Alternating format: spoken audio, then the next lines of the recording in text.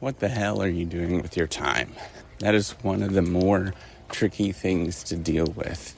The outside world is looking at you and thinking that you're not doing anything and that you are somehow pathetic. And I think that this is a problem that a lot of people that are doing good work actually have to face, where the outside world doesn't see that you're actually doing good work and putting in the time and the effort to do these things. But, for the most part, they're just going to see that you're doing nothing. And they're going to be sitting there and judging you for not actually doing anything, but you're actually putting in a tremendous amount of work every day. So I want to actually talk about that. So if you don't know me, I am Professor Dave Mastak. I'm an Associate Professor of Innovation, Strategy, and Entrepreneurship.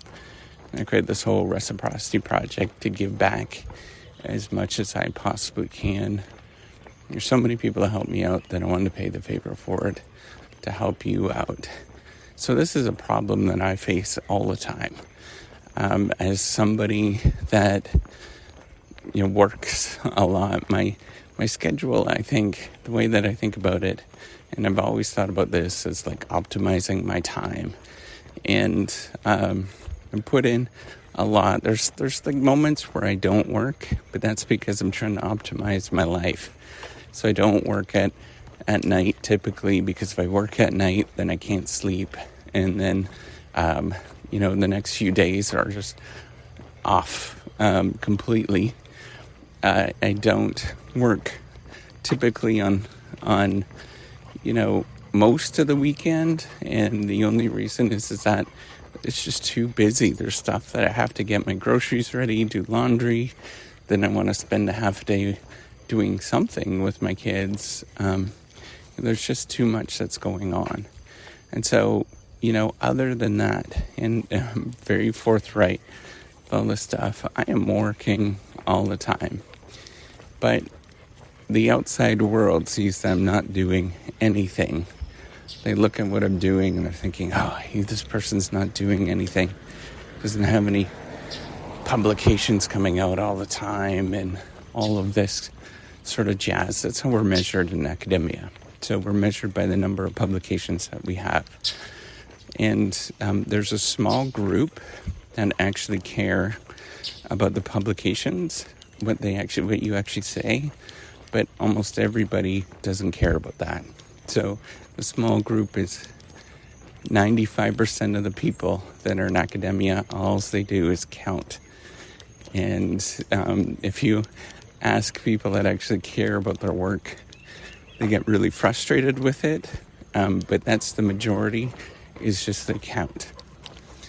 And so we need to address this as somebody that actually cares about it, about what I say and what I put in. I put in a lot of effort, what I'm doing, and I listen to, so I, go for the top journals in the field, and I listen to what people are actually saying when they tell me. Maybe I don't understand what they're saying, but I try to listen to them. So it requires rewriting, reanalyzing papers every single time. And that requires rewriting a 40-page paper, doing all new analysis, collecting data. So almost every single time you have to go through that. And the challenge is that when the rest of the world looks at what you're doing, they see that you're doing nothing. And then they judge you on comparison to somebody else that is literally doing nothing.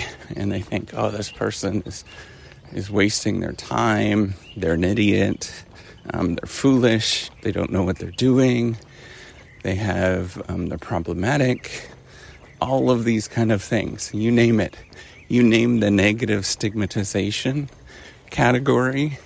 That's what happens when you are working at something and spending the time to do it. Trust me, that's like literally all of the categories. They're a slacker, oh, it's only because he's a man, he's able to get away with this. Whatever it is, you name it, that's how people judge you. And they're using these schemas and frames to judge you based on very simple things. But what I've learned is, you know what? I'm good enough. Once I start thinking about that, hey, my life is actually pretty simple. I don't care about the rest of the outside world. I really don't. I care about putting in my work, keeping my life simple, and loving myself repeatedly. And as I do this, I'm able to stand against the outside world. There's this really great book about the life of Richard Feynman, who ended up winning. He's the only person that ever won 2 Nobel Prizes. And the one thing that he practiced and he said all the time was disregard. And as you get practice doing that, you get practice to push against the outside world, because it's exactly what was happening with him. People were worried about publications and all of that kind of stuff. Well, what were you doing with your time? And as you get practice doing that, and I'm not by any means at that level in any sort of way. I'm just a bumbling fool. But, as you get practice with this and the judgment of the outside world, you get better with it. And you can tell the outside world, screw you. You don't know what's actually going on. And you have to get used to that. That's the process, is learning how to deal with the judgment of other people when they have no idea who you are and what you're doing and what you're about.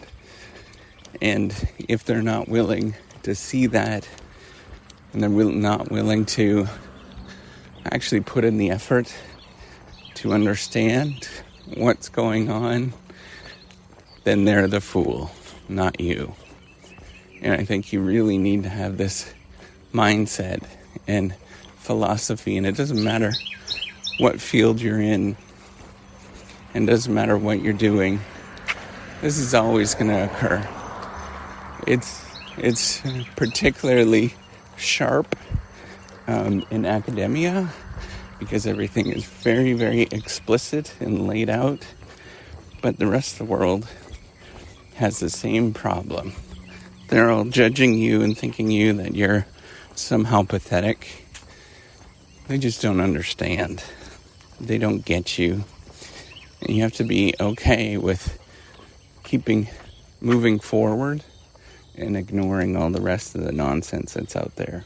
Your job is to simply live your life, be happy, love on your friends and family, and that's it. And the rest of it, it all works itself out in the end. Those people will never understand what you're about anyways. So why bother even trying to convince them? That's where I want to end it. Don't try to convince everybody. Just live your life and be a good person every day. All right, take care and have a wonderful day.